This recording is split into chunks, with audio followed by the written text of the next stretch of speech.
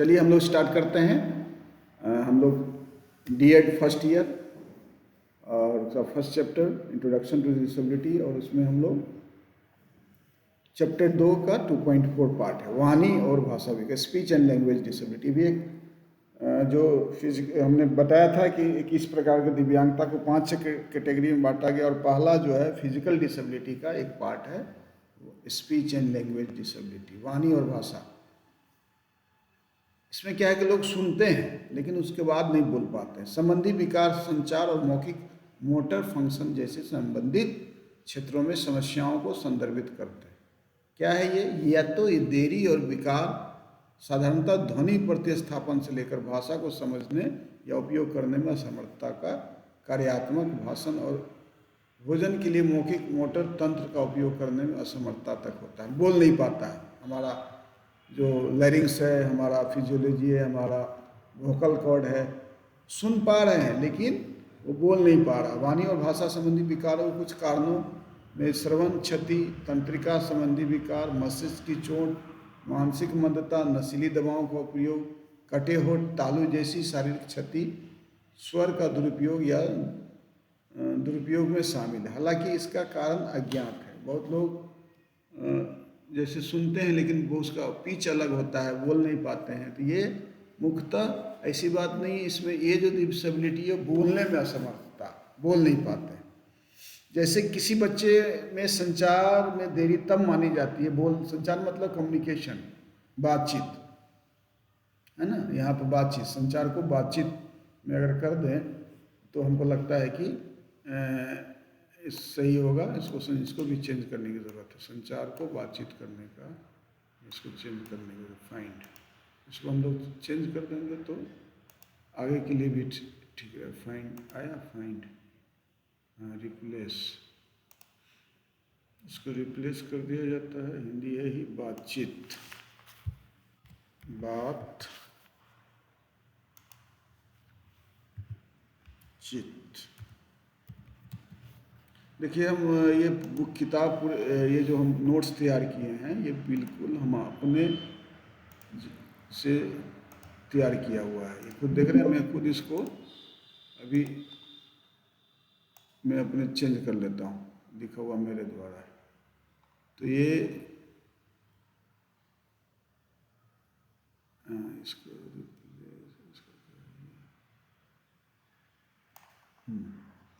तो बातचीत में देरी, ठीक है। किसी बच्चे को बातचीत में देरी तब मानी जाती है जब बच्चा भाषण या इसको और नहीं होना चाहिए, या भाषा कौशल को हासिल करने में अपने साथियों से पीछे रह जाता है। कभी कभी क्या होता है, एक बच्चे में अभिव्यंजक बोलने भाषा कौशल की तुलना में अधिक ग्रहणशीलता, समझ होती है, लेकिन हमेशा ऐसा नहीं होती है। वाक विकार, इसी को वाक विकार बोला जाता है। वाक बोलने की असमर्थता। वाक विकार से तात्पर्य जो वाक ध्वनि उत्पन्न करने की कठिनाई या आवाज़ की गुणवत्ता से जुड़ी समस्याओं से। उन्हें भाषण के प्रवाह या लय में रुकावट की विशेषता हो सकती है, जैसे हकलाना, जिसे बोलते हैं डिसफ्लुएंसी, एक लय में नहीं बोलना, है ना, वो भी एक तरह का दिव्यांगता है। वाक विकार ध्वनि के निर्माण के तरीकों से संबंधित समस्या हो सकती है, जिसे अभिव्यक्ति या ध्वनि संबंधी विकार कहा जाता है। या वे आवाज़ के पिच, उसका पिच जो होता है, ऊंचा पिच, महिला लोग का क्या होता है, हाई पिच होता है, और जेंट्स का लो पिच, है ना। आवाज़ की पिच, मात्रा या गुणवत्ता से संबंधित कठिनाइयाँ हो सकती है। कई समस्याओं का संयोजन हो सकता है, मिक्स करके एक नई कई तरह के हो सकता है। भाषा विकार वाले लोगों को कुछ भाषण ध्वनि का उपयोग करने में परेशानी होती है, जो देरी का लक्षण भी हो सकता है। इसका मतलब क्या है? तो हाँ, जैसे कि स्की, एल, आर जैसी ध्वनियों का उपयोग करने में परेशानी होता है। श्रोताओं को यह समझने में परेशानी हो सकती है कि वाणी विकार से पीड़ित कोई व्यक्ति क्या कहना चाह रहा है।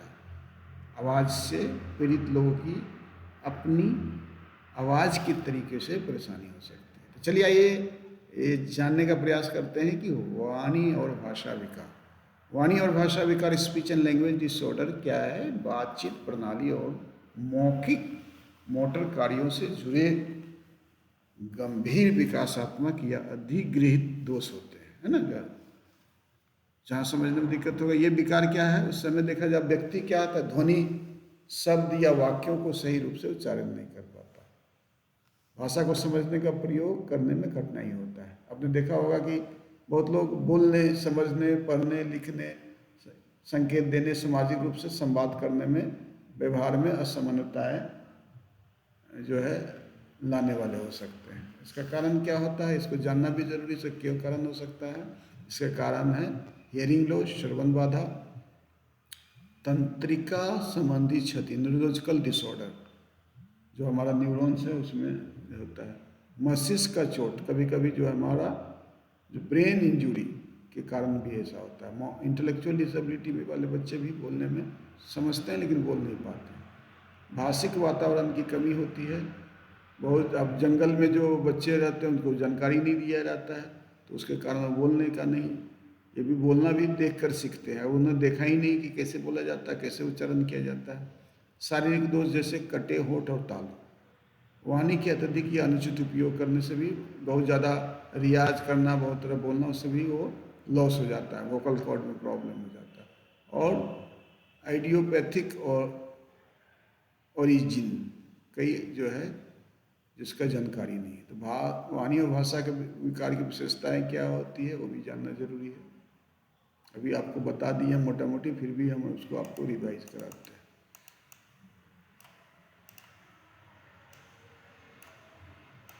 जैसे अभी बता ही रहे थे कि ये स्पीच डिसऑर्डर क्या है, क्यों ये आर्टिकुलेट नहीं कर पाते हैं, कुछ ध्वनियों को गलत उच्चारण, रैबिट की जगह बैबिट बोलना। फ्लुएंसी डिसऑर्डर होता है, हकलाना, स्टमरिंग, स्टटरिंग, ब्लॉकिंग, बोलते बोलते भूल जाना, बोलते बोलते। वॉइस डिसऑर्डर, बहुत ऊंचा नीचा, कर्कश, धीरे बोलना, है ना? तो इसका एक संकेत भी है, 1 से 2 वर्ष के बच्चे में PBMHW ध्वनि में कठिनाई होता है। 2 से 3 वर्ष के बच्चे में देखिएगा KGFTDN ध्वनि में कठिनाई होता है। परिचित लोग भी ठीक से समझ नहीं पाते हैं। ध्वनि छोड़ना, जोड़ना, गलत ध्वनि का प्रयोग करना।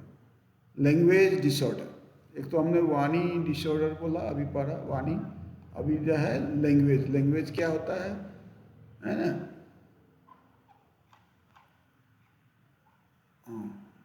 हाँ देखिए, लैंग्वेज डिसऑर्डर, लैंग्वेज डिसऑर्डर को भी जानना जरूरी है। क्या है? भाषा विकार मौखिक या लिखित रूप से संप्रेषण करने की क्षमता को, कमी को दर्शाता है। जैसे ग्रहणशीलता विकार, रिसेप्टिव डिसऑर्डर, सुनकर समझने या जानकारी संसाधित करने में कठिनाई होता है। निर्देशों का पालन करने में कठिनाई, सवालों का उत्तर दे पाने में कठिनाई, वस्तु को पहचानने में परेशानी। एक्सप्रेसिव डिसऑर्डर, अभी आप अपने आप को अभिव्यक्त करने में, विचारों को, शब्द को व्यक्त करने में कठिनाई, शब्दों की सीमित संख्या, वाक्यों की संरचना, बहुत सारा वोकेबलरी नहीं है, प्रश्न पूछना, संवाद करने में कठिनाई, क्योंकि वो उतना सोच नहीं पाता कि क्या बोलना है, क्या बोले नहीं बोले, इमेजिन नहीं कर पाता। इसका संकेत क्या है? 7 महीने की उम्र तक बोलना नहीं, बकवास नहीं, बकवास नहीं, बोलना नहीं, बकवास नहीं करना, इसको जो है थोड़ा सा करेक्ट करना है, नहीं बोलना। 7 महीने की उम्र तक बैबलिंग नहीं करना, इसको बैबलिंग कहते हैं, बैबलिंग ना करना। 17 महीने तक कुछ शब्द बोलना, 2 वर्ष तक 2 शब्द को नहीं जोड़ाना, साथियों से कम संवाद या सामाजिक भागीदारी। प्रमुख वाणी और भाषा विकार का क्या है देखिएगा, चाइल्डहुड अप्रेक्सिया ऑफ स्पीच बोला जाता है। पूछेगा कि बचपन में वाणी की अप्रेक्सिया क्या है।